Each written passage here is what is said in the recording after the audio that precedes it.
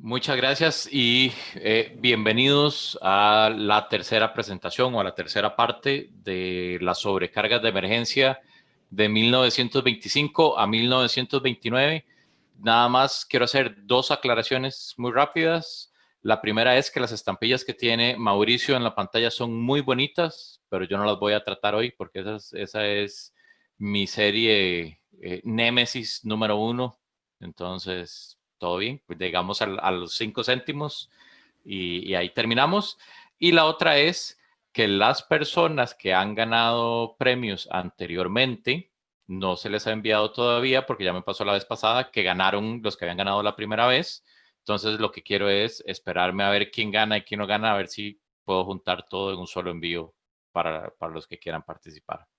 Después de eso, comenzamos. Llegamos al año 1929, ya al final de este trayecto que les he estado comentando. En 1929, ese señor que ustedes pueden observar ahí es Cleto González Víquez, el presidente de Costa Rica, que en 1929 era presidente, como ya lo estoy diciendo, y no tenía claro lo que se le iba a venir encima al país por varias cosas. El país en ese momento tenía una población, o empezó el año de 1929 con una población de 492.541 personas, la mayoría de ellos en lo que se conoce como el Gran Área Metropolitana o digamos que las principales ciudades de San José, Cartago, Heredia y Alajuela. Continúan las exportaciones o los principales países a donde se está exportando es Estados Unidos, Inglaterra, Francia y Alemania principalmente. Turrialba, que lo vamos a ver acá, hay mucha correspondencia dirigida a Turrialba porque sigue creciendo como sector agrícola del país o empieza a tomar una importancia todavía más relevante o más marcada en lo que es la agricultura del país.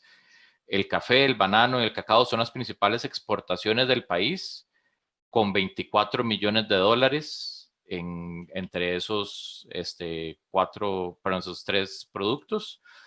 Y en este mismo año empieza la recesión económica más grande de la historia. No vamos a tocar mucho de este tema acá, pero sí es bueno tocarlo. Se habla de que las exportaciones en 1929 eran de 24 millones de dólares y para finales o para mediados de 1936, ya cuando la recesión había golpeado y todavía tenía ciertas secuelas, es de aproximadamente 1 millón de dólares. Entonces se puede ver digamos, al país sí lo golpeó bastante, que después iban a tomar una serie de medidas proteccionistas para lo que era la producción local y empezando a proteger un poquito más lo que era el país. Hasta aquí terminamos con los datos interesantes y entramos con la serie final, que son lo que se conoce como los cinco del 29. Como ustedes pueden ver, obviamente son 5 tipos diferentes. Digamos que no se confunden entre sí, tienen ciertas similitudes algunos, como el uno y el 2 pueden, si se ven así rápidamente, podrían parecer iguales, o el 3 y el 4. Pero si uno tiene, digamos que el ojo entrenado y los ve con atención, no hay manera de cómo confundirse. Y más adelante vamos a hablar de una serie de cosas interesantes y de esas cosas también que pasan en los países de Latinoamérica que no tienen como mucho sentido o no hacen mucho sentido. Aquí les muestro el pliego completo de la prueba de la sobrecarga en papel cebolla. Aquí se puede apreciar más fácil que en las estampillas, de hecho, por el contraste que hay del papel con la sobrecarga, donde van todos los tipos. Es más fácil encontrar variedades o encontrar errores. Si bien yo soy una de las personas que les gusta bastante las sobrecargas y los resellos, porque generalmente tienen muchos errores y variedades, Sí cabe destacar que en esta serie o en esta sobrecarga ya todos los errores y variedades estaban reportados, o sea, no se ha podido encontrar nada nuevo, los vamos a mencionar más adelante. Por cierto, eso es el único o la única pieza conocida de este tamaño, por decirlo así, se conocen tiras o se conocen blogs de pruebas, pero no se ha reportado algún otro pliego completo, solamente este. Entramos a lo que es el pliego o como se vería ya la estampilla y la distribución de las mismas. Primero del tipo 1 son o se imprimieron o se sobrecargaron 80,000 estampillas que son en las columnas 1 y 2. El tipo número 2 también se sobrecargaron otras 80,000 que son en las columnas 3 y 4. El tipo 3 repetitivo, pero cierto, 80,000 estampillas en las columnas 5 y 6. El tipo número 4, que fue el que más se sobrecargó en estos pliegos, abarca columnas 7, 8, 9 y la mitad de la columna 10. Y el tipo número 5, del cual solo se emitieron 20 o se sobrecargaron 20,000 estampillas, tipografiadas, son 20,000. ¿Y por qué tipografiadas? Porque también se conoce el pliego litografiado, que es todo el pliego sobrecargado con el tipo 5. De este pliego o de esta, digamos, de esta sobrecarga litografiada se imprimieron 200,000 estampillas. Más adelante vamos a ver el por qué o cómo se diferencian una de otras y por qué se dio eso de que fueran dos pliegos. Las tarifas estudiadas para esta presentación abarcan la del 31 de octubre del 29, la del 9 de junio del 31, la del 1 de octubre del 32 para correo interno, 15 de marzo del 25 y 1 de octubre del 32 para lo que es la tarifa exterior. De nuevo, estas tarifas, como se ha mencionado anteriormente en las otras presentaciones, fueron recopiladas y son cortesía de don Francisco de Napoli. Comenzamos con el tipo 1. Dentro de las variedades y los errores que se conocen, son tres principalmente. Se conoce la O quebrada, que es la parte inferior de la O de correos, está quebrada, como se puede ver ahí en la pantalla. Esto corresponde a la posición 52. La otra variedad es la segunda O de correos, está plana al lado derecho, en la posición 82. Y el error más importante que se conoce es la sobrecarga invertida. En este caso tenemos un bloc de 4 con los tipos 1 y 2. Comenzamos con historia postal y ustedes saben que a mí me gusta bastante mostrarles historia postal. Ahora no va a ser la excepción y van a ver que pasa algo muy curioso.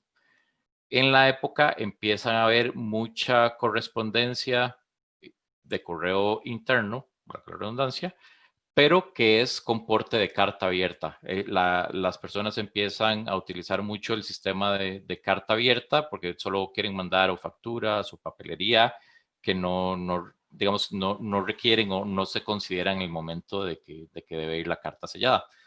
Empezamos con este sobre enviado de San José a Turrialba, pagando 5 céntimos, que era el porte de carta abierta de la época. Y esta serie, al igual que las series anteriores que les he mostrado, tienden a usarse mucho en el año de emisión. En el momento había un faltante o escasez de estampillas de 5 céntimos en la oficina de correos o en todo el sistema de correos de Costa Rica y se empieza a utilizar o se utilizan bastantes de estas estampillas. Otra cosa que quería comentarles, ahora que empezamos a ver historia postal, es que en las presentaciones anteriores que les estaba compartiendo, es bastante común ver cancelaciones, de poblados pequeños o muy alejados. A partir de esta serie, se empieza a ver mucho más cancelaciones o mucho más uso de lo que es el gran área metropolitana, lo cual esto nos quiere dar a entender de que la mayoría de estampillas, y estoy asumiendo, no lo leí en ningún lado, la mayoría de estampillas se repartieron para uso, digamos, próximo o inmediato dentro del gran área metropolitana. Pasamos a este entero postal de los que le gustan a César Sancho, enviado de Cartago a Turrialba, pagando el porte básico interno, o sea, 10 céntimos. Recibido, perdón, tiene el envío de Cartago, pero no tiene el recibo en Turrialba. Luego tenemos este sobre enviado de Cartago a Turrialba de nuevo. Lo bonito es que está enviado con dos tipos de los 5. Es el tipo 1 y el tipo 2, pagando porte básico interno. Luego, este frente enviado de Limón a Inglaterra, pagando 45 céntimos, que para la época eso significaba que eran 20 céntimos de porte básico más 25 céntimos de porte certificado o del certificado de la carta. Luego tenemos este sobre también bastante bonito con el uso de dos tipos. Es el tipo 1 y el tipo 2, enviado a Cleveland con cancelación del SS Saramaca, pagando el porte básico, obviamente puesto en alta mar. Luego una tarjeta muy bonita y triste al mismo tiempo, ver que antes era bastante común esa práctica de ir a matar animales, enviada en Ciudad en 1932, utilizando 5 céntimos. Aquí para esta época el 5 céntimos usado en una tarjeta en Ciudad ya viene a ser algo un poco más difícil porque la tarifa había subido y la única manera de que una tarjeta pudiera circular con un porte de 5 céntimos era si era enviada dentro de la ciudad. Pasamos al tipo número 2. Aquí hay de nuevo dos variedades y un error. La primera variedad es el 5 quebrado en la parte inferior. Tiene un quiebrecito en la curvatura inferior, es la posición 93. Luego tenemos el 5 dañado en la parte superior. Es como si se le hubiera borrado o si le hubieran pasado algo para gastarle o desgastarle la parte superior al 5. Esta es la posición 14. Estas dos posiciones, al igual que las dos posiciones, perdón, al igual que los dos errores del tipo número 1 que les comenté, son constantes, o sea, se dan siempre en todos los pliegos. Y tenemos también, como se había mostrado anteriormente, un block de 4 con sobrecargas tipo 1 y tipo 2 invertidas. Pasando a lo que es la historia postal, tenemos este sobre de San José a La Uruca, que es o en ese momento era una población dentro de San José más pequeñita, pagando porte de carta abierta. En 1929, como les había comentado, la mayoría de los usos que se conocen son en 1929. Y en ese entonces, La Uruca era un pueblo o una población que tenía 2.109 habitantes. Luego tenemos este sobre de Estrada a Turrialba, pagando porte de carta abierta, de nuevo, en 1929. Estrada era un poblado a la orilla de la línea del tren o del ferrocarril hacia el Atlántico. Y como lo habíamos visto, se los había presentado en las presentaciones, para la redundancia, anteriores, Estrada era un pueblo que se dedicaba más que nada, o su fuerte era la agricultura y la producción de cacao. Este otro sobre enviado de San José a Turrialba, pagando porte de carta abierta 5 céntimos. Lo curioso y lo bonito de este sobre es que tiene la variedad del 5 dañado en la parte superior.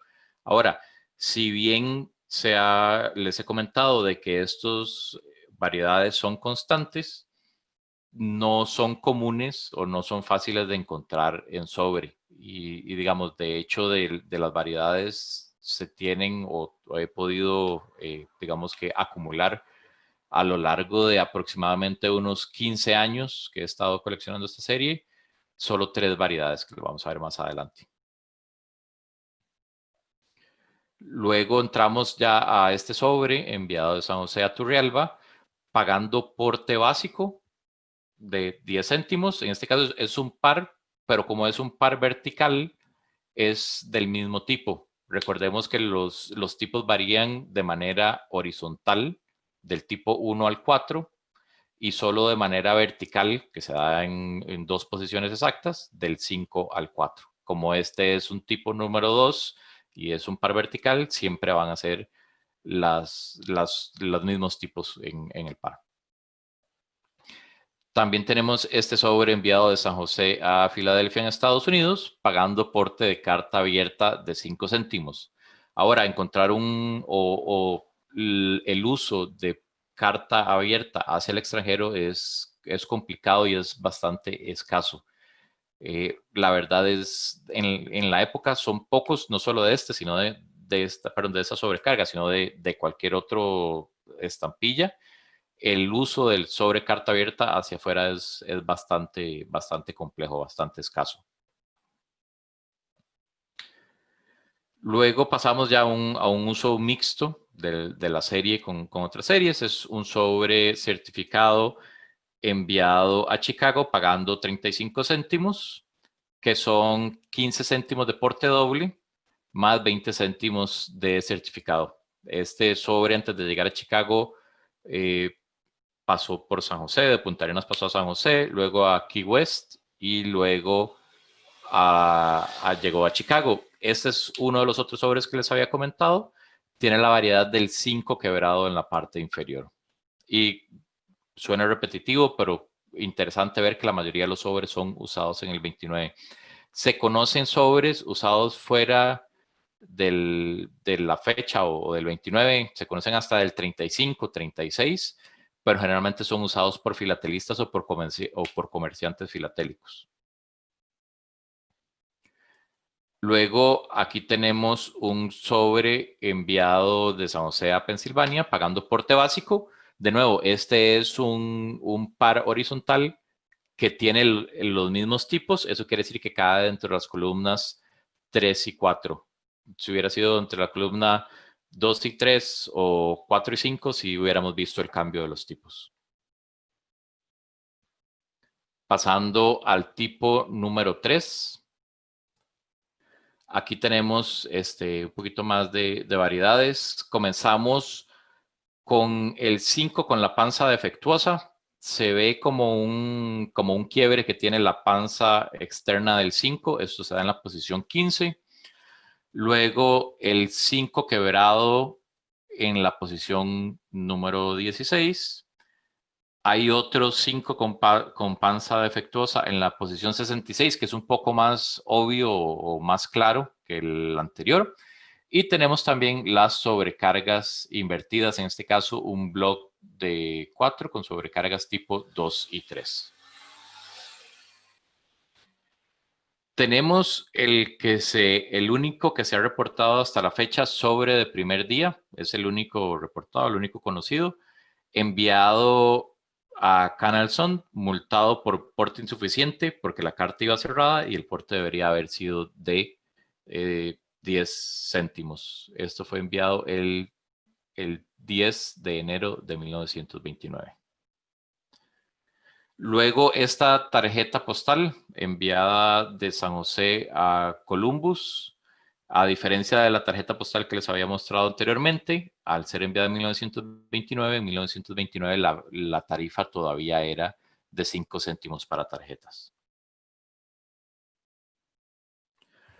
Luego tenemos este sobre enviado de Cartago a Turrialba, pagando porte de carta abierta, igual en 1929. Todos estos sobres que les he mostrado de carta abierta que no tienen el flap abierto es porque se les pegó. Si bien era normal el uso de portes de carta abierta y no está multado y llegó a su destino, es bastante común en Costa Rica y dependiendo la parte del país donde estén y cómo los tengan guardados, que la humedad haga que la goma se humedezca, valga la redundancia, y se pegue al sobre.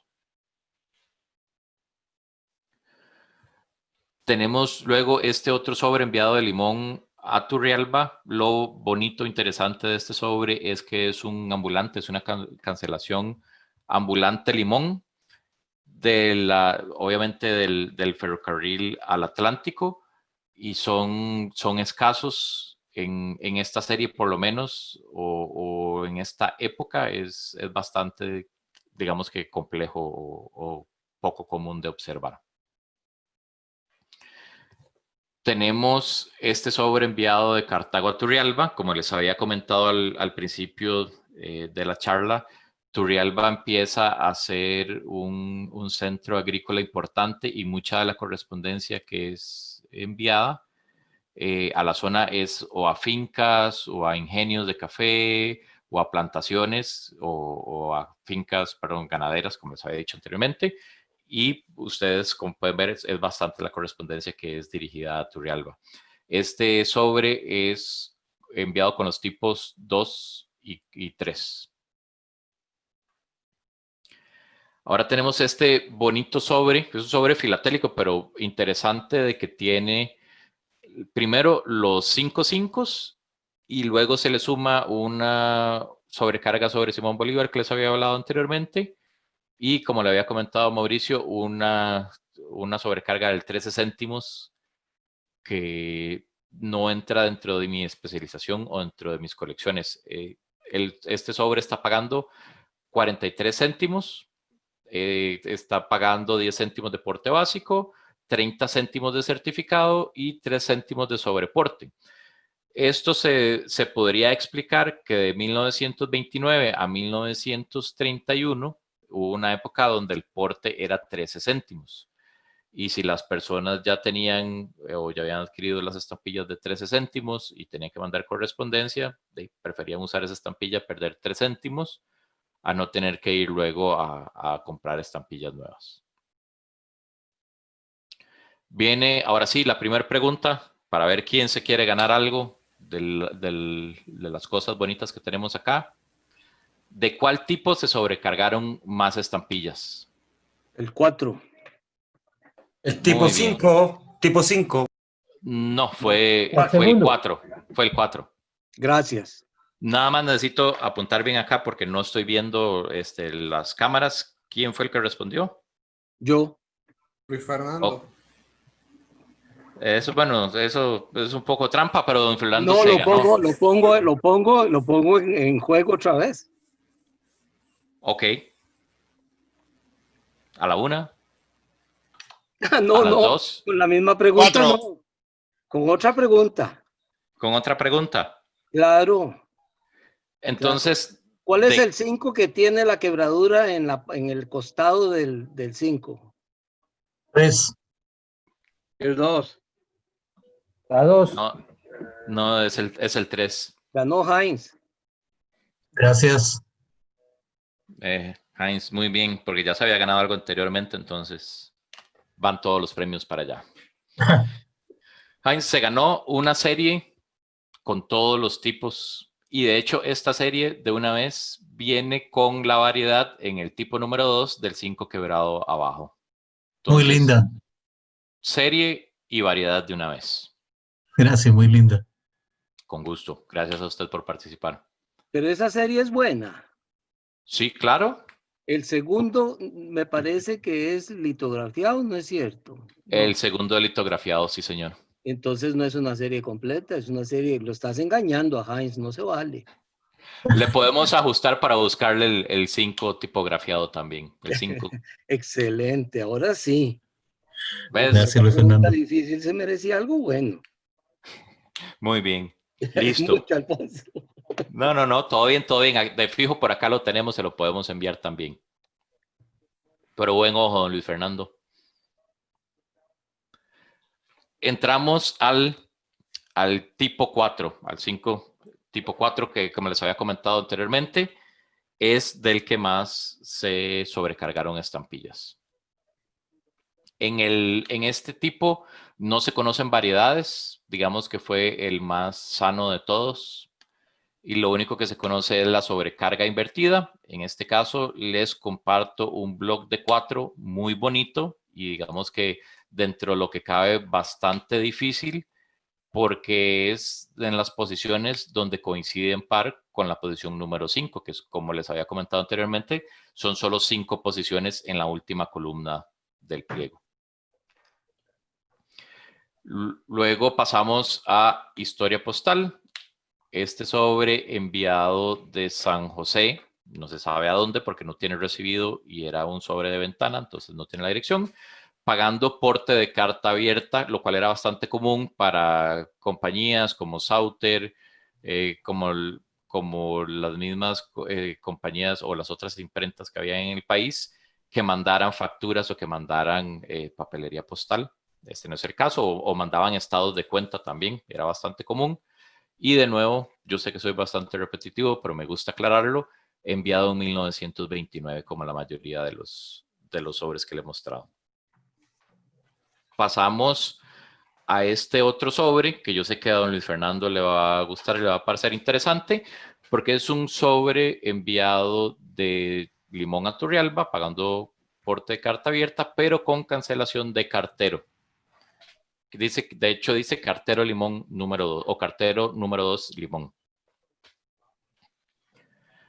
Un sobre, pasamos ahora, enviado de Cartago a Turrialba. No es que las sobrecargas estén invertidas, es que los pegaron las estampillas al revés, pagando porte básico de 10 céntimos. De nuevo, usado en el 29, y si lo han podido notar, la gran mayoría del uso de estas sobrecargas es para porte o de carta abierta o básicos, ya sea tanto interno o extranjero. Y eso se da, digamos que a lo largo o es bastante común durante esta serie. Se conocen el uso de estas estampillas con, digamos, con portes más altos, lo vamos a ver más adelante, pero generalmente es con los portes básicos. Pasamos a este otro sobre. De nuevo, un sobre con el tipo 4 de los 5, enviado de Limón a Turrialba, con cancelación, perdón, con porte de carta abierta y con cancelación ambulante Limón. Como les había comentado, son bastante escasos.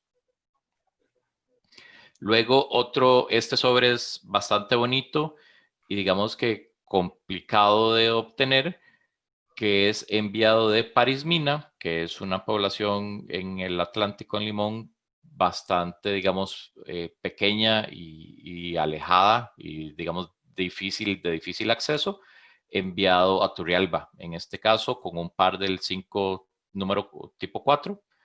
De nuevo, los tipos son iguales en este par porque son verticales y los cambios se dan siempre al horizontal. Luego este sobre enviado de San José a Detroit con un par, bueno, no es un par, son 2 estampillas con el tipo 4, pagando porte básico de 10 céntimos.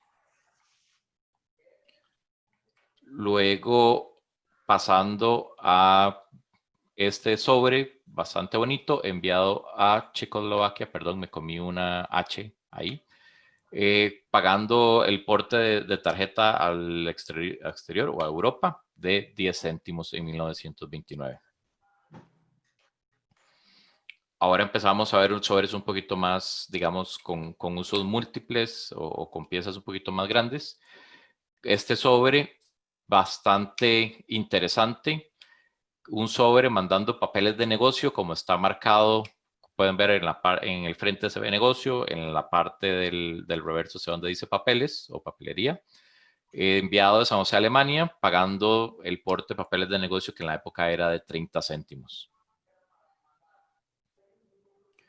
Luego vemos este sobre enviado de Turrialba, Alemania, pagando el porte básico de 20 céntimos, con tránsito en San José, y se podría decir que, por tener el selvage y ver que son dos los 5 son iguales del mismo tipo, son las posiciones o terminaría en la posición o la 100 o la 90 o la 80 o la 70 o la 60. Ya que si fuera de una posición anterior a esas o determinación anterior en el pliego, sería el tipo número 5 el que estaría en el block. Ahora pasamos al tipo 5 y parte de lo que les había comentado anteriormente, que también nos dijo don Luis Fernando. Si uno ve el tipo 5, estos que tenemos acá, uno es tipografiado y el otro es litografiado. La verdad que para, digamos, verlo así rápido es bastante difícil digamos que de distinguir. Y yo sé que don Luis Fernando también lo sabe, yo me di a la tarea de buscar o de encontrar cuáles eran o cuáles podrían ser las diferencias o la forma más fácil de entender cuál es cuál. El de la izquierda es el litografiado y el de la derecha es el tipografiado. Si ustedes pueden observar, la tinta del litografiado, que es el de la derecha, es una tinta más oscura. Si bien los dos son negros, a la hora de que caía en el papel, la tinta quedaba más oscura en el litografiado que en el tipografiado. Y otra cosa es que el litografiado, que es el de la izquierda, la tinta tendía a ser como más grumosa y no pegaba igual de bien en el papel. Entonces los 5 del litografiado tienden a verse con más imperfecciones que el tipografiado, que se ve con los ángulos más claros y la sobrecarga en sí se distingue más que la de la izquierda, que si ustedes ven los ángulos son como más redondos y las letras tienden a ser un poquito más rellenas que el tipografiado, perdón. Después de haber recibido las clases con Henry, me puse a entenderlo y tratar de invertir o de polarizar la imagen para ver cómo se ve. Y aquí se ve un poquito mejor lo que les decía de que la tinta no calzaba tanto en la estampilla. Si vemos, manteniendo las dos posiciones como estaban en la filmina anterior, el 5 o la impresión litografiada tiende a tener más imperfecciones a la hora de caer sobre la estampilla que la tipografiada. Y lo podemos ver en el 5 en sí y abajo en la O y en la S comparados unos con los otros. De este tipo, en el tipográfico no se conoce ningún error, no se conoce ninguna variedad. Sí se conoce error, que es la sobrecarga invertida. Es el mismo pliego el mismo bloque que les había presentado para el tipo 4, en este caso mostrando el tipo 5 invertido. Ahora, entrando al litografiado, en litografiado sí se dio bastante, o se dieron bastantes errores o variedades. En esta filmina les puedo presentar la sobrecarga corrida, bastante defectuosa en el sentido de que no está centrada. En el primer ejemplar. En el segundo ejemplar tenemos el caso de que es sobrecarga corrida y vemos que hay manchas de tinta sobre el selvage, que eso se ve dentro de los errores o dentro de las variedades del 5 litografiado, es más común. Luego vemos un block de 4 invertido o con sobrecarga invertida. Vemos lo que son los excesos de tinta o las manchas. En el primer block vemos que los 5 de la derecha y las palabras están con bastante tinta, tanto así que la estampilla arriba no se lee bien que es céntimos. En el block de la izquierda vemos un rastro de tinta que quedó abajo en la estampilla. En la estampilla derecha inferior vemos la sobrecarga invertida con exceso de tinta. Y luego en la sobrecarga inferior, perdón, en la estampilla inferior derecha, vemos la sobrecarga con impresión de espejo, que la manera de diferenciarlo de uno con otro es el grueso de las letras. Como les había comentado, las letras son más gruesas o tienden a ser más gruesas en ciertas posiciones en las litografiadas que en las tipografiadas.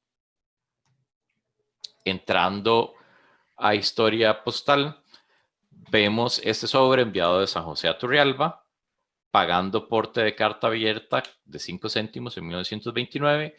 Este es una sobrecarga litografiada. De nuevo, para hacer aquí un refuerzo de lo que les había comentado anteriormente, las estampillas con sobrecarga litografiada son muchos más. Estamos hablando de que eran 200,000 litografiadas versus 20,000 tipografiadas, por lo que tiende a ser más común o a ser más común ver los sobres con los 5 litografiados. Vemos ahora este sobre bastante bonito con un par del 5 litografiado. De nuevo, podemos deducir que es litografiado porque es un par horizontal. Y a horizontal el 5, tipo 5, no existe. Solo podrían darse pares verticales. Este sobre fue enviado de San José a Turrialba, utilizando una pareja de la sobrecarga litografiada, como les comenté. Luego, este otro sobre es enviado de Alajuela a Turrialba con un par que, si bien es vertical, es litografiado por el tipo de sobrecarga, que vemos que los ángulos no son rectos a la hora de ver la forma del 5 o de la parte superior del 5, enviado en 1929. Tenemos ahora este bonito sobre con un 5 tipografiado, se puede deducir por el ángulo del 5, pagando porte doble, enviado de Peralta, un poblado en Cartago, casi llegando a Limón o ya en el límite con Limón, una población de 2,108 habitantes, y al mismo tiempo cabe destacar que estaba sobre la línea del tren. Perdón, estaba junto a la línea del tren, no sobre la línea del tren. Este sobre enviado de San José a Turrialba, pagando porte de carta abierta de 5 céntimos con el 5 tipo litografiado, perdón. Vemos ahora este otro sobre, pagando 15 céntimos, porte doble en 1929 de San José a Turrialba, con 3 ejemplares del 5 litografiado. De nuevo, se puede deducir por el ángulo o por la angulación de la parte superior del 5. Tenemos ahora esta tarjeta enviada de San José a Los Ángeles con un 5 céntimos litografiado. Sí. Este otro sobre enviado de San José a Filadelfia con una pareja del tipo 5 litografiado, pagando porte básico. Este otro sobre también con una pareja del 5 litografiado, pagando porte básico, enviado de Limón a Chicago. Este bonito sobre con un caché, digamos, turístico, enviado de Cartago a Toledo en Ohio, Estados Unidos, con una pareja del 5 litografiado o litografiada, pagando porte básico, con tránsito en San José, y la estampilla inferior presenta una mancha de tinta que, como les había comentado anteriormente, es más común o es común verlo en el litografiado y no en el tipografiado. Ahora este bonito sobre de Punta Arenas a Washington con 2 estampillas del 5 litografiado con tránsito en San José. Vemos ahora este entero postal en 1932 enviado de San José a La Habana, pagando 50 céntimos de porte, son 10 céntimos de porte básico, 20 céntimos de certificado, más 10 céntimos de acuse de recibo. Este es el sobre que más me gusta de de los 5 y del tipo 5 también, porque tiene una parejita que es bastante difícil de ver en sobre. Es un sobre certificado enviado de San José a Puerto Rico con una pareja de las sobrecargas 4 y 5, pagando un porte de 36 céntimos. Aquí pasó algo curioso, que lo normal es pagar 10 céntimos de porte básico más certificado, pero faltan 4 céntimos de porte y como podemos ver no fue multada y sí tuvo el recibo en Puerto Rico sin ningún problema. Muy posiblemente a la persona que recibió la carta aquí en San José de la oficina se le pasó y no le puso la multa. Luego tenemos este sobre enviado de San José a Inglaterra, pagando 45 céntimos de porte, que consistían en 20 céntimos de porte básico, que incluía 5 céntimos litografiado, más 25 céntimos de certificado. Además de esto, tiene la cindirela o una de las cindirelas de café, de las cuales el malo les va a comentar, en este caso la que está en idioma francés. Ya casi vamos terminando, o este es el último sobre, de hecho. Es un sobre enviado a Cleveland con sobrecarga tipo 5 litografiada, cancelación paquebot del SS Calamares, pagando porte básico de 10 céntimos en 1929. Para terminar, les tengo una pregunta. ¿Cuál era el porte de papeles de negocio para la época? 10. 30. 30, pero creo que fue Luis Fernando el que volvió a responder. No. No, Ok. Heinz. Ok. Muy bien, Heinz. Heinz salió. Aplicado. Sí. Muy bien. Puso bastante atención y se ganó, Heinz, un sobre Uf, con un parcito del tipo número 1 de los 5. muy lindo. Gracias. Te va a hacer Entonces, una colección completa, Heinz, de esto. sí, ahí va, ya empezó Tenés que bien. empezar a coleccionar Costa Rica. Muy bien. La pregunta bonita hubiera sido a ver si alguien pegaba las 2 plantas que hay en el sello base, que son. Muy bien. Me parece muy bueno. Y podemos ampliarlo para ver si lo A que si lo nadie ven. la pega. Debe ser café. Una es café. Son 3 palitos de café y 2 matas de plátano. Vamos a ampliarlo acá para que lo puedan ver. Andrea, ven. Aquí a la derecha están las de café, si no me equivoco. No, del lado Perdón, de la a la derecha están las dos. Aquí están las de café y Ajá, aquí están las de plátano. exacto. Pero muy ¿Y bien, esa Heinz. montaña que está atrás, cómo se llama? Esa es la pregunta del millón. Debe ser un volcán. Volcán. No. Y el conductor del tren, ¿cómo es el nombre? Luis Claudio Fritzen. De apellido del Prato. Tengo una pregunta respecto a los sobres que eran porte a carta abierta. Sí, señor. ¿Cuál es el meaning de eso? ¿Qué significa? Porque para mí una carta abierta es algo que se le manda como el periódico o algo así. Sí. Ok. Porte de carta abierta, el significado es que no iba sellado el sobre, sino que Pero la solapa iba sin, Ok. digamos. Oye, ya veo, pero entonces lo que no entiendo es por qué razón era más, pagaba menos porte. Es como impreso.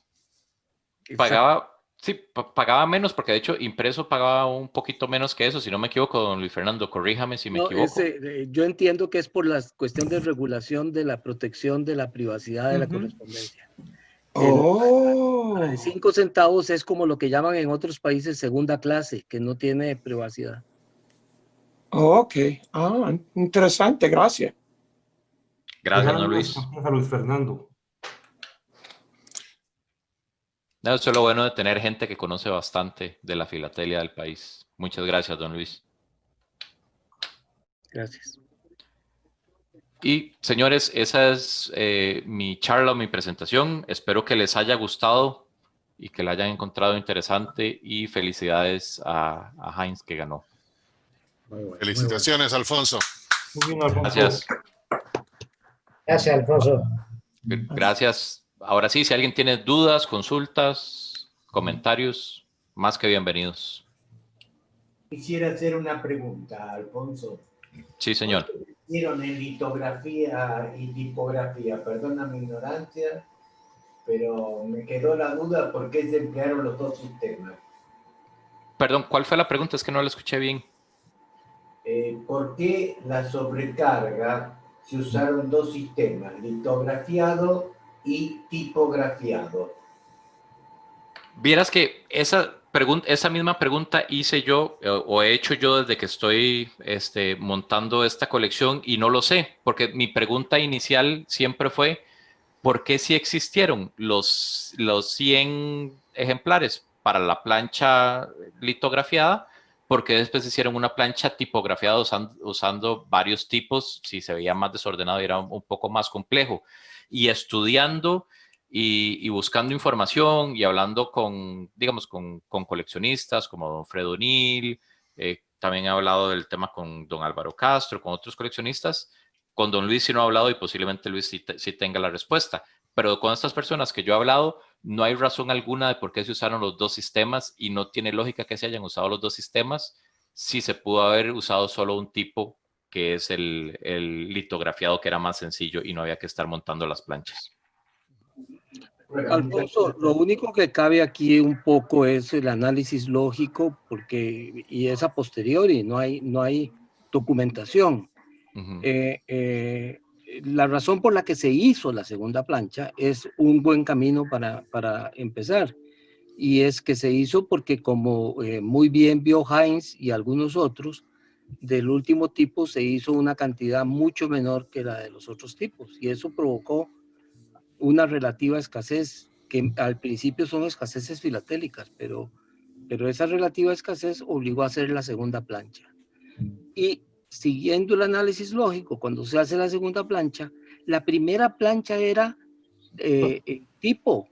eran tipos compuestos, y había que volverla a hacer compuesta, lo cual, por otro lado, iba a producir muchas más variedades y otro montón de desórdenes, que posiblemente quisieron evitarlos reproduciendo a partir de una matriz de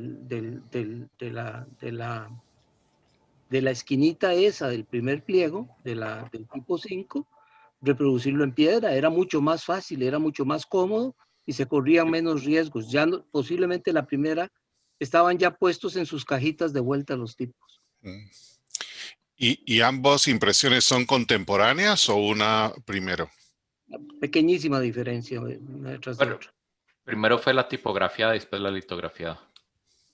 Pero como dice don Luis Fernando, no, o sea, el tiempo de una con otra no tuvo que haber sido mayor a meses, ni siquiera años. Alex está pidiendo la palabra, tal vez sabe algo más que no sabemos nosotros. Gracias, dígame, don Alex. Alfonso, muy buena la charla suya. Gracias. Lo que pasa que a mí me llama la atención, o sea, no estamos hablando de meses, no estamos hablando de años, la diferencia entre tipografía y litografía, estamos hablando de 5 días entre la tipografía y la litografía. La tipografía se produjeron 400,000 estampillas entre los diferentes tipos, y luego 200,000 5 días posteriormente.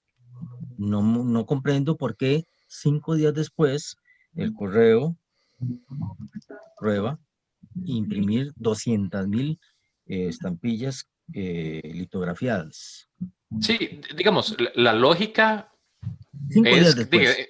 Sí, la lógica se dice de que están aprobando 200,000 estampillas más por escasez del 5 céntimos, lo cual concuerdo totalmente con usted, porque una litografiada y otra tipografiada. Como dice don Luis, posiblemente lo que hicieron fue que, o lo que pasó fue que vieron esa escasez, decidieron imprimir más, era lo que ya se estaba imprimiendo durante la época, y optaron por hacer la plancha litografiada y no volver a montar la tipografiada, porque como dijo don Luis Fernando, y eso también lo ha comentado don Fredonil, es que la tipografiada era montar un 5, agarrar una C, agarrar una E, agarrar una N, agarrar una T, una I, una M, una O, una S, y montar así toda la plancha. Y eso posiblemente para alguien que tuviera experiencia aún así podía durar bastante, era bastante complicado. Y si ya se tenía el tipo 5 o si ya había algo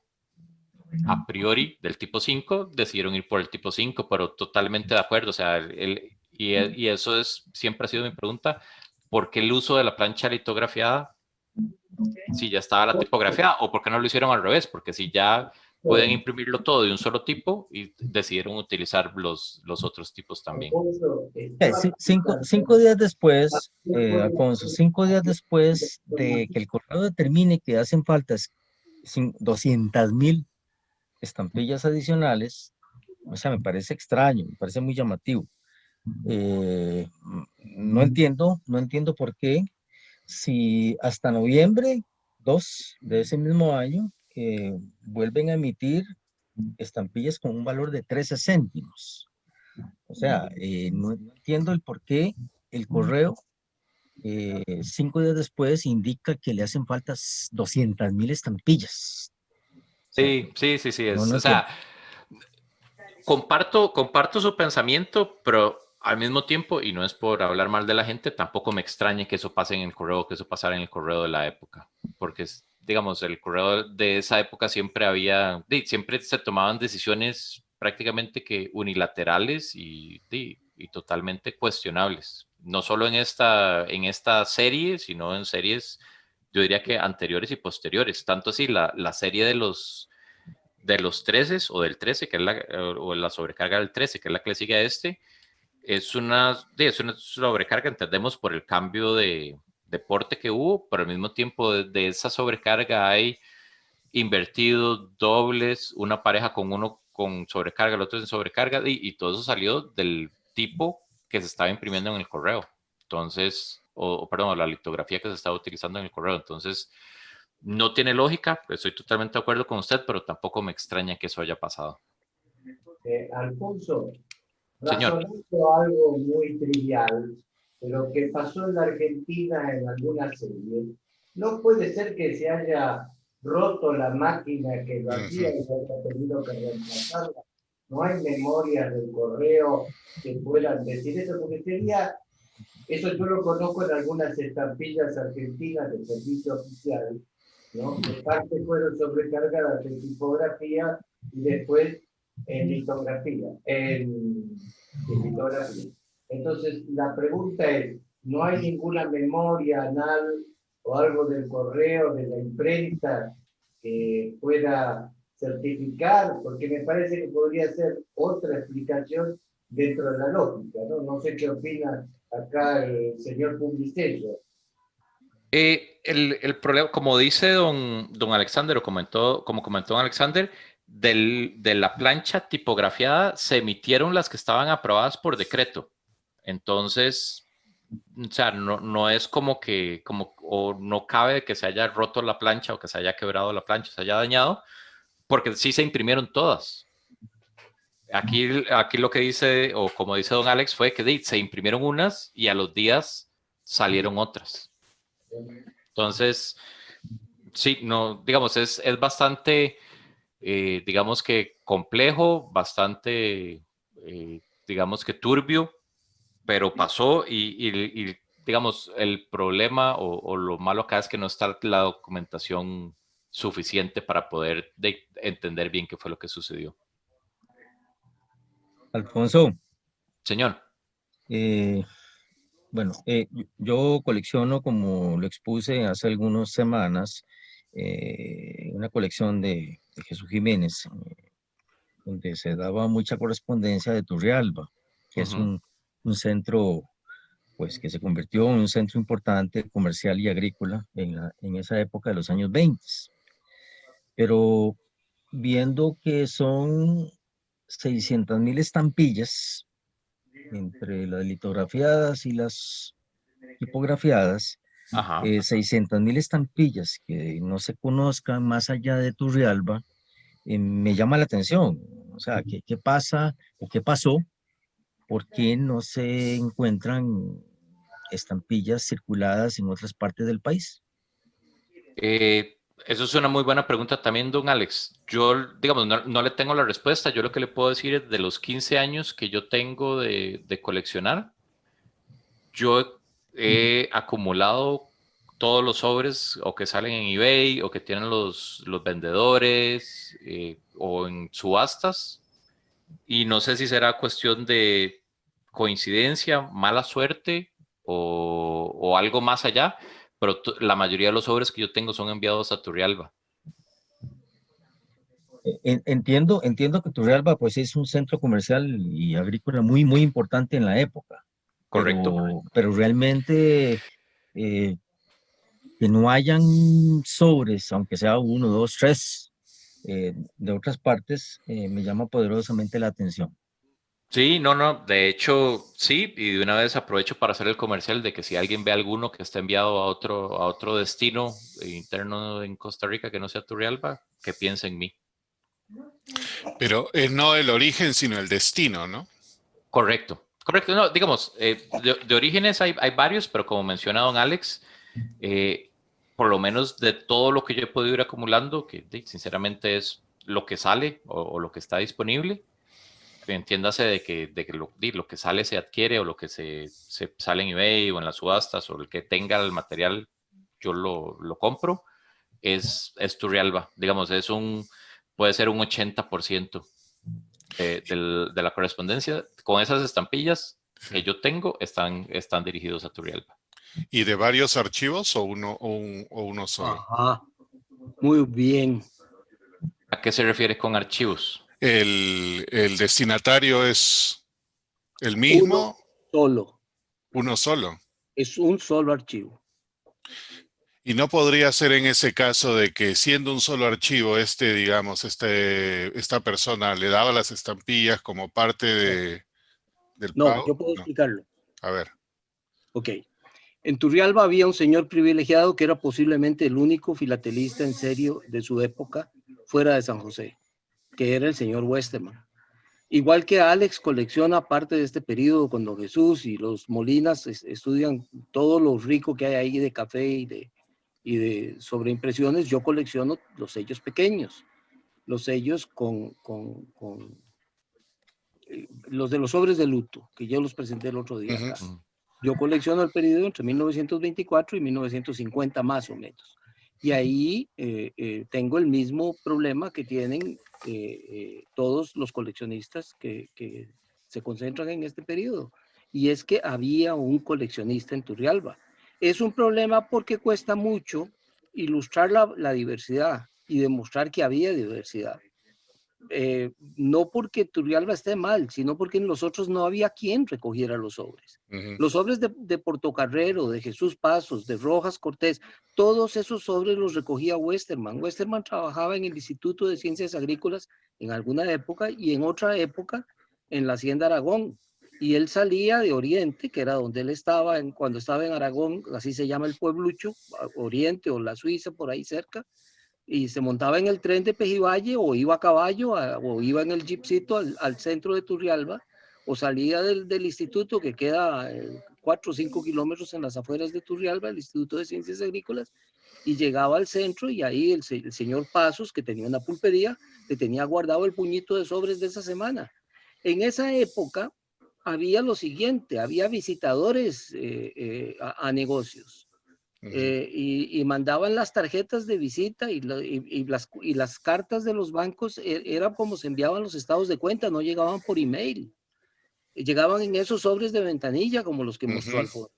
Entonces Westerman recogía, pasaba por todo Turrialba recogiendo, yo me lo imagino al viejillo Westerman. ¿De dónde han venido todos esos sobres cuando los hemos comprado? Han venido de Alemania, de los herederos de Westerman.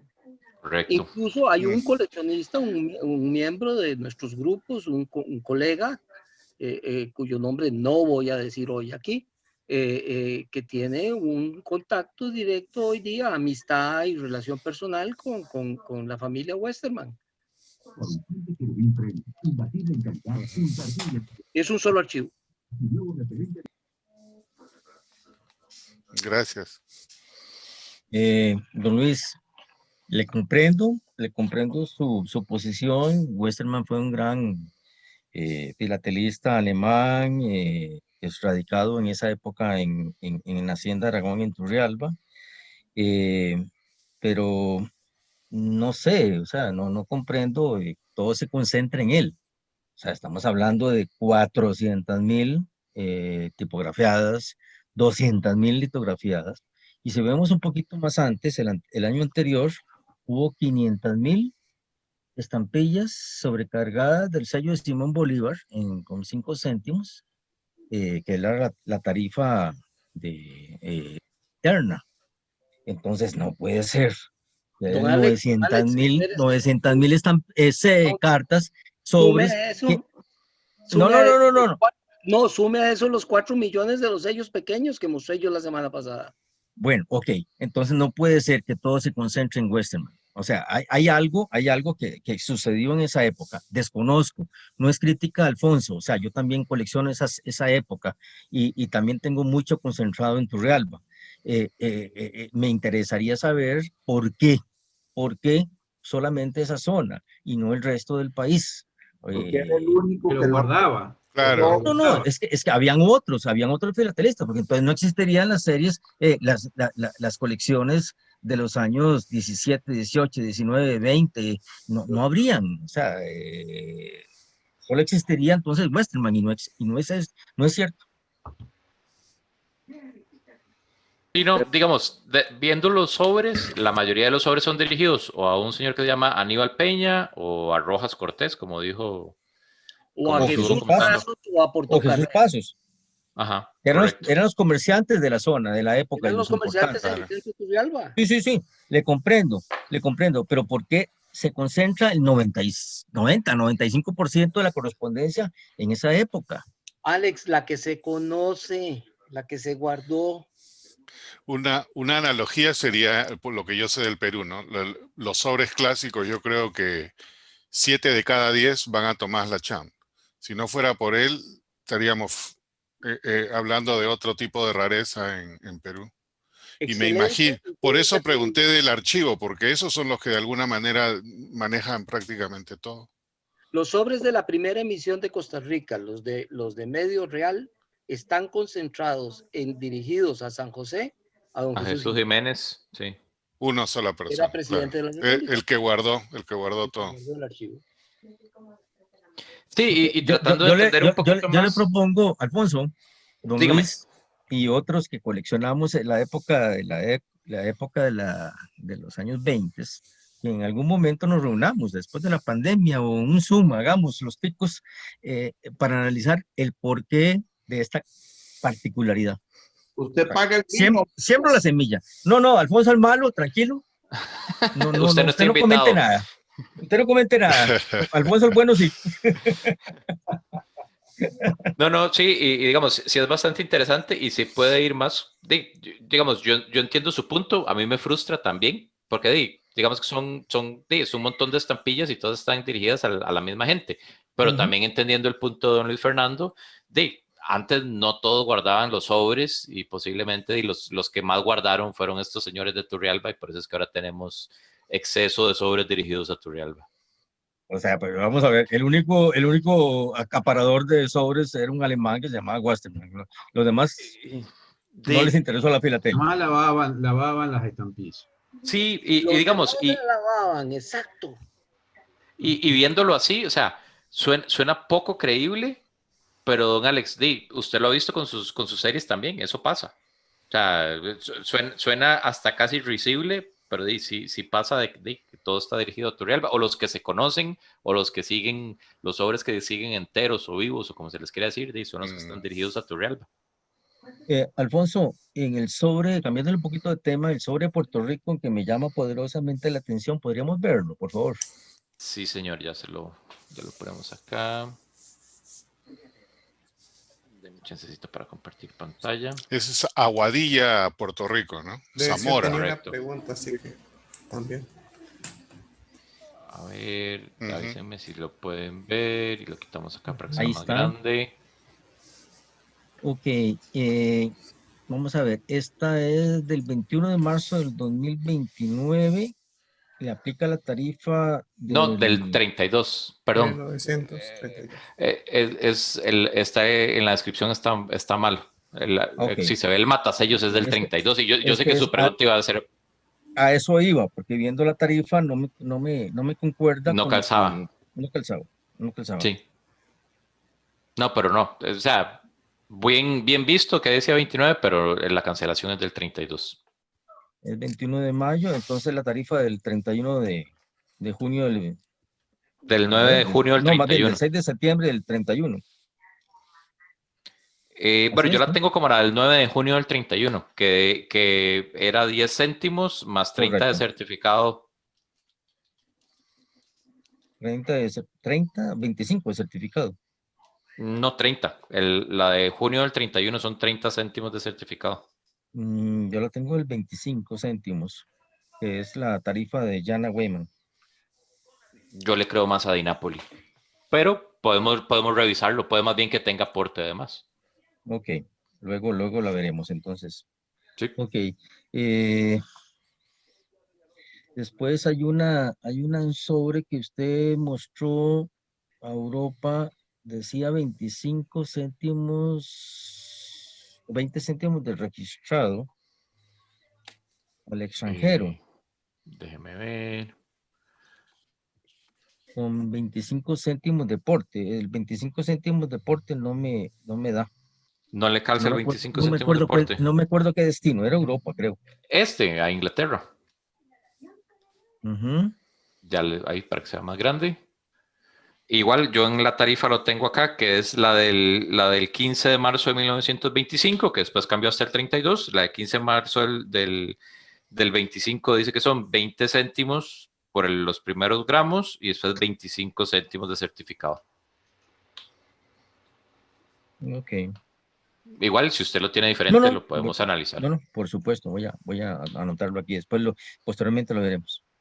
Pura vida. Ok, eso es. Gracias, Alfonso.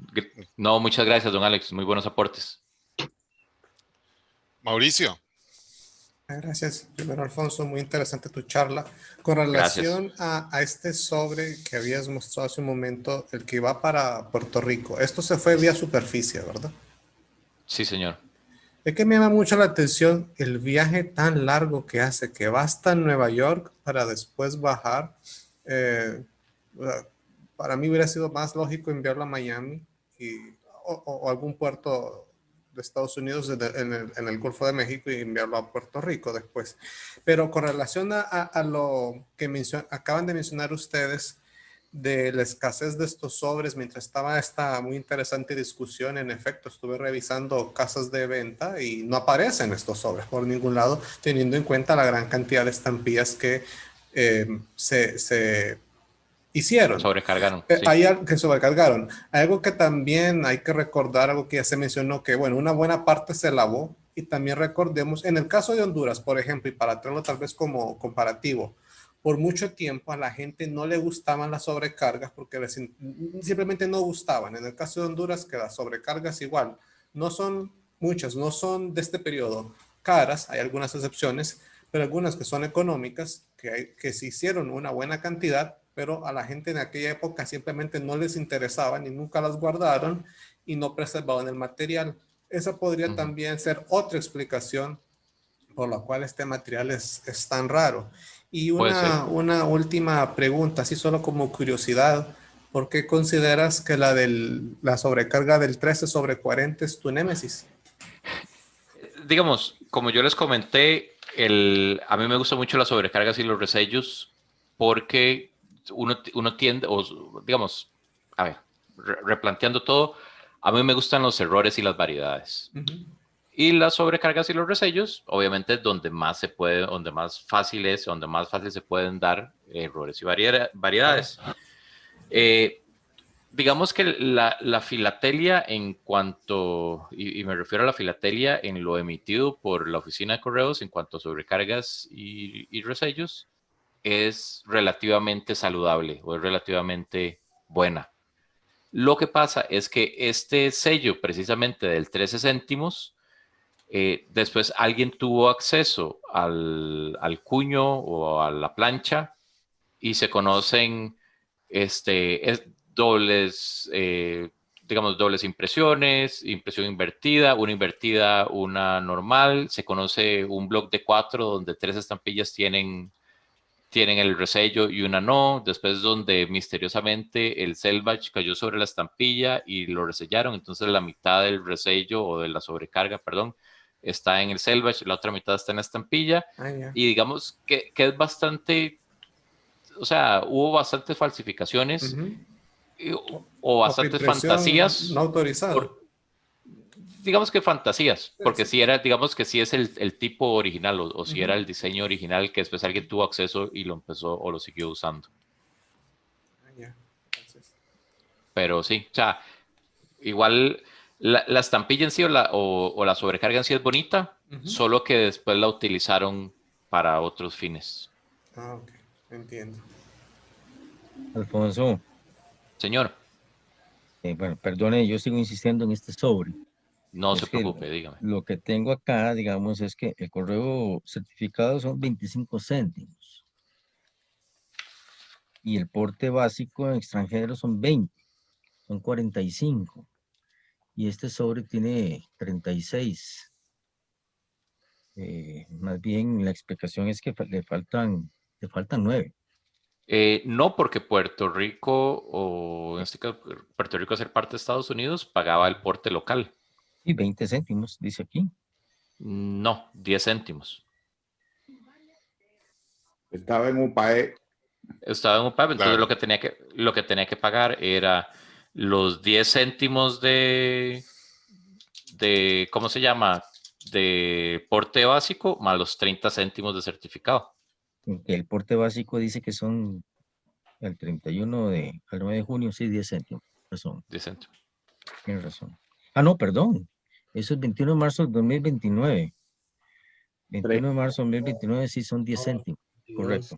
Hay dos. Pero es que, sí, don Alex, yo creo que el error se está ocasionando por esta descripción, que la vamos a corregir de una vez para poner que es del 32, porque, digamos, igual yo creo que del 21 igual aplica, pero siendo del 32, entonces aplica la tarifa del 31, del 9 de junio del 31, donde dice que son 10 céntimos de base más 30 céntimos de certificado. O sea, tendría que ser 40 céntimos total y lo utilizaron solo 36. De acuerdo. Gracias. No, gracias a usted y disculpen más bien por ese error que tuve en la descripción. Corregido. Una pregunta, Alfonso. Señor. Sí, una pregunta. Con la sucesiva charla de Costa Rica, se hablaba de una población estimada y ahora hay una cantidad de sellos muy grandes emitidos en poco tiempo.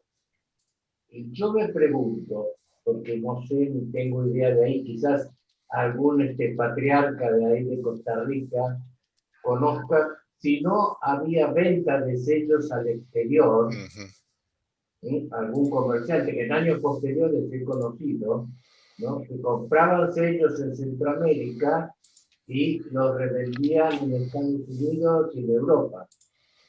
¿Existió esto también en Costa Rica? Digamos, en documentado no se tiene, pero se han visto otros casos similares que podrían, digamos, aplicar a esa teoría, como es la estampilla de la independencia de la cual habló mi papá, donde estaba, digamos, el primer tiraje y misteriosamente se vendieron, si no me equivoco, fueron como 100,000 de una sola vez, por eso tuvieron que pedir una segunda impresión, 200,000, perdón. Entonces, digamos que en contrato o en escrito no estaba, pero sí se podría dar porque se dio con la estampilla de Prud'homme, entonces se podría seguir dando con otras estampillas.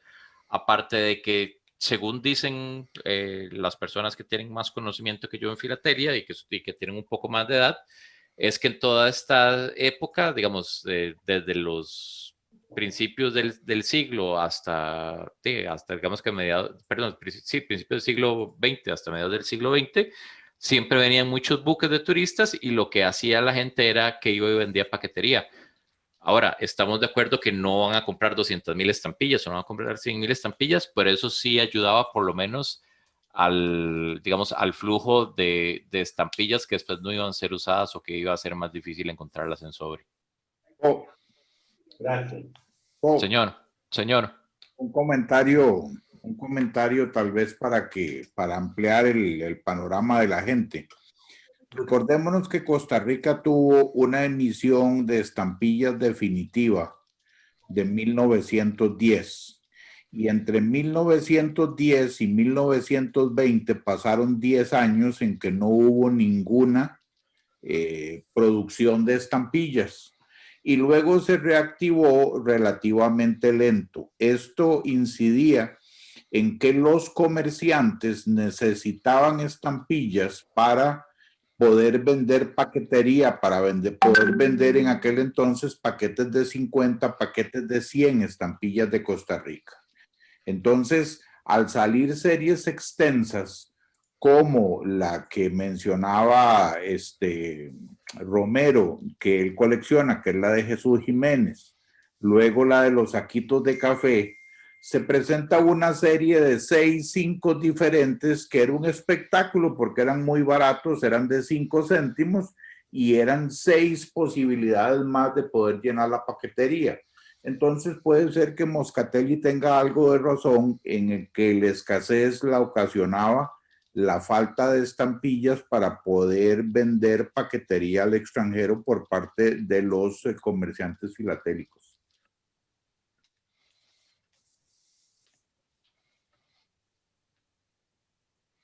Gracias. ¿Alguna otra duda, consulta, comentario?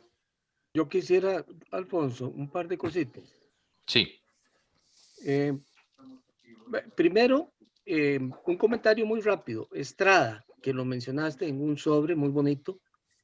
Estrada es todavía un barrio de Matina y no está sobre la línea, de manera que Estrada tiene que haber seguido la ruta del burrocarril de Estrada a Matina, y eso lo hace, yo creo, más interesante. Ok, y ahí gracias. Bueno, esa es una. El otro que tiene una ruta simpática es Parismina. Parismina muy posiblemente bajó por los canales hasta Matina también. De esos hay otros sobres documentados en los cuales se ve con claridad. En este tuyo no se ve con claridad, pero es difícil que hubiera otra ruta porque que no fuera por los canales. Porque no iban por mar abierto hasta Limón. El mar era muy picado y no había transporte seguro. Lo otro tiene que ver con, creo, tu primera página donde pones la primera serie que están los 5 valores. Si sí, señor. Una de ellas, tiene algo muy interesante que también tiene que ver con lo que le vas a enviar a Heinz. Ya lo ponemos. Vamos a ver. Esta. No, perdón, no. Más arriba. Bueno, la primera. Igual, es exactamente lo mismo. Porque aquí se aprecia muy bien, si uno la ve con cuidado, que también la estampilla del 5 gordo es de la plancha Lito. Y una de las razones que se aprecia acá es algo que no comentaste, que tal vez es interesante en algún momento contarle a la gente, y es que la plancha Lito, la mayoría de las planchas que se conocen y la mayoría de las piezas, perdón, planchas no, pedazos y piezas que se conocen son de este otro tiraje del sello telegráfico, que es un tiraje tirando más bien al rosa que al rojo. Entonces hay diferencia en el sello base, además de la diferencia de la plancha litografiada de por sí. Hay tonalidades, correcto. Esa más o menos documentada. Y termino con algo para sacarte la lengua, tengo por ahí un uso fiscal muy bonito. Bueno, si me puede mandar una foto, por lo menos, se lo No, agradecería. primero lo cambiamos y después te mando la foto. Ok, me parece bien. Alfonso.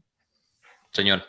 No, realmente el comentario que acaba de hacer don Luis es muy, muy atinado. O sea, realmente esos procedencias de Estrada y Parismina son extremadamente raros.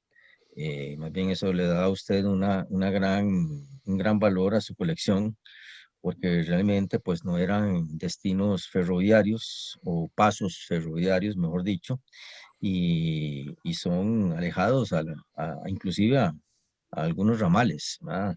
Y esos son orígenes muy, muy, muy importantes o únicos. Muy bonitos. Muchas gracias. Sí, digamos, yo lo que comentaba y también lo que les decía en la presentación es que digamos, en esta serie son mucho menos los que se consiguen con esos, digamos, con esos orígenes que las anteriores que yo les había mostrado, donde sí, digamos, esos pueblos raros, como les decimos nosotros, o eran más comunes. En este de los 5, por alguna razón, tienden a ser más de San José o más del área metropolitana que del área rural.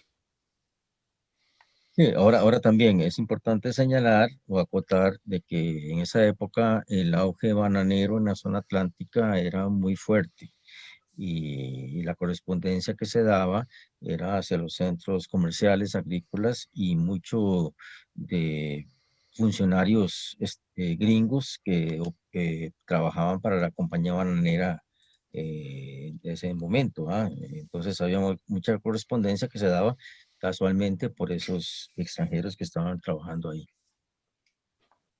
Entendido, sí, no, y totalmente de acuerdo. Era como una especie de venta por catálogo usando el ferrocarril. Desde Turrialba se les enviaban los bienes a Matina y de Matina se redespachaban y lo mismo con Limón. La Así gente es. compraba en Turrialba. Así es. Turrialba Así era es. un pueblo riquísimo. Hoy día ya no es ni la mitad de lo que fue. Sí, tal vez para los amigos filatelistas de Latinoamérica, pues no comprenden bien la razón o la importancia del ferrocarril en Costa Rica, en el Atlántico, en esa época. Pero realmente esa zona es inhóspita, aún sigue siéndolo, ¿verdad? Es una zona muy, muy agreste, poco amistosa con la persona, muy caliente, llena de mosquitos, llena de humedad.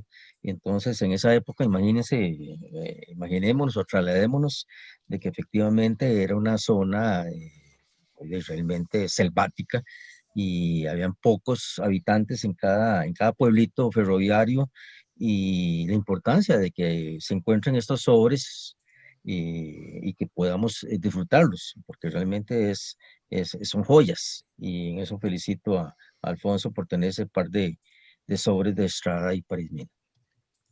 Gracias. ¿Alguna otra pregunta por ahí para Alfonso? Yo tengo una cosita chiquitita más. Sí.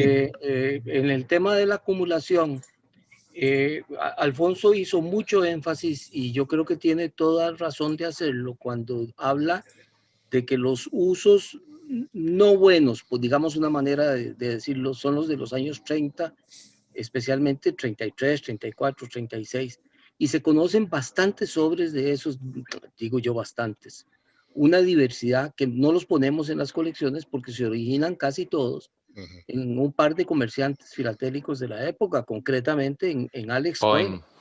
Alex Cohen tiene que haber guardado un poco de estos sellos, como sugería Moscatelli, en una cantidad suficiente que le permitió después usarlos. De hecho, yo tengo algunos sobres de esos que no está uno muy orgulloso de tenerlos, simplemente han ido cayendo, pero no son de los buenos, no son de los que tienen circulación. Tal vez, don Luis, digamos, yo comparto ese punto, pero digamos, yo no les diría que no son buenos, porque son buenos. Y tal vez están un poco fuera de época, pero igual, digamos que cumplen el porte, se están enviando bien. Y a veces dentro de la filatelia de Costa Rica, en las series uno ve que se usaron hasta 6, 7 años después. Yo, digamos, comparto el punto de que tal vez no son tan buenos como un sobre usado en la época, pero sí, pero malos no son. O sea, tampoco me los trata así, porque yo tengo unos cuantos de esos también. Pido perdón. No, todo bien, todo bien. No, Jaime digamos. Jaime quería hablar y yo lo interrumpí, Alfonso. Perfecto, gracias, no hay Luis. problema, no hay problema. Yo nada más quería hacer una observación y era referente a lo que dijiste en un principio sobre el impacto de la recesión mundial después del 29. Si eso y el desplome tan enorme de la pérdida o la baja de 24 millones de exportaciones a 1, eso debió de verse reflejado en la correspondencia comercial. Se ve reflejado hasta cierto punto, pero digamos, la cantidad de estampillas emitidas y digamos que el uso de la correspondencia no bajó tanto, porque las estampillas que salieron nuevos, digamos, las definitivas del 30 o ciertas sobrecargas que salieron después, no, digamos, no se ven o se conocen en sobre. Algo de impacto tuvo que haber tenido la recesión en la correspondencia, porque sí, se dejó de hacer negocio y se tuvo que haber mandado menos, pero tampoco yo me atrevería a decir de que fue un impacto lo suficientemente grande para que se notara o para que las emisiones o la historia postal de esa época sea muchísimo más escasa que previa o posterior. Además de que empieza el correo aéreo. Muy bonita presentación, muchas gracias, Alfonso. Gracias. Jaime, que 2 o 3 años después de eso empieza el correo aéreo. Y el correo aéreo es un boom de la correspondencia en ese momento. Pero era caro, ¿no? Al principio sí, porque tenía una sobretasa que la cobraba la compañía aérea, pero después se normalizan las tarifas. Ok. Don Luis, tal vez para aportar a lo que dijo Jaime, digamos, tiene cierta lógica el hecho de que la crisis haya afectado a la filatelia de Costa Rica, en el sentido de que si vemos las estampillas de correo aéreo, como dice usted, fueron las que salieron posteriormente, del 20, yo le puedo decir que del 30 al, que puede ser al 32, 33, todas son sobrecargas y resellos. Entonces, posiblemente el país estando en crisis o no queriendo gastar de más, lo que hizo fue agarrar las estampillas telegráficas, los sellos telegráficos o alguna otra estampilla que tenía en exceso y la empezaron a sobrecargar para otros usos. Pero sí, digamos, sí pasa en Costa Rica que del 30, en correo aéreo del 30 al 32, todas las emisiones son sobrecargas y resellos. ¿Y en correo ordinario hay nuevas emisiones durante ese periodo? Sí hay nuevas emisiones, está la definitiva del 30, pero es empezando el 17 de febrero. Posiblemente eran órdenes que ya estaban preaprobadas y que igual se enviaron. Porque digamos, 31, está la de Juan Mora también. En el 31 se reimprimieron 2,5 millones de unidades de correo de superficie, y en aéreo en el 30, en marzo 30, fueron 1.450.000. O sea, realmente la crisis del 29 no afectó mucho a Costa Rica, aparentemente. Tal vez, digamos, yo lo digo desde el punto de vista que lo que le afectó fue la compra en el exterior de las estampillas. Porque, digamos, todas las estampillas antes las mandaban o a la American o Waterloo, pero durante esta época ellos agarraron o telégrafos, o sellos telegráficos o estampillas que tenían exceso y las sobrecargaron. Entonces, totalmente de acuerdo. Yo me refiero más bien al uso. Al destino. Entonces hubo comercio porque hubo tantas estampillas, varios millones de unidades. Sí. ¿Y las nuevas emisiones se imprimieron en Costa Rica o fuera? Fueron sobrecargas. Fueron sobrecargas, ok. Entonces sobrecargas, algunas sobrecargas. Pero entonces sí hubo comercio, o sea, creo yo que la parte bananera en ese momento era muy importante y sí influyó mucho en el comercio filatélico. Sí, y posiblemente, sí, yo creo que posiblemente hubiera afectado más en el comercio si no fueran de bienes de primera necesidad, por decirlo así, el alimento. Costa Rica, como se dedicaba a la agricultura, que es el alimento, todo el mundo ocupa o comer, tal vez no todo el mundo ocuparía tomar café, pero todo el mundo ocupa comer con lo que producía Costa Rica, entonces posiblemente no cayó tanto. Si hubiera sido su principal industria otro tipo, me imagino que se hubiera afectado más.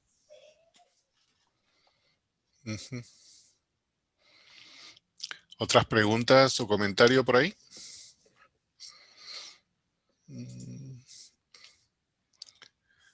No veo ninguna más. Si no hay nada más por ahí. Alfonso, nuevamente muchas gracias. Muy bien, Fonsi. Gracias. Muy buena Gracias. presentación. Y el día de mañana.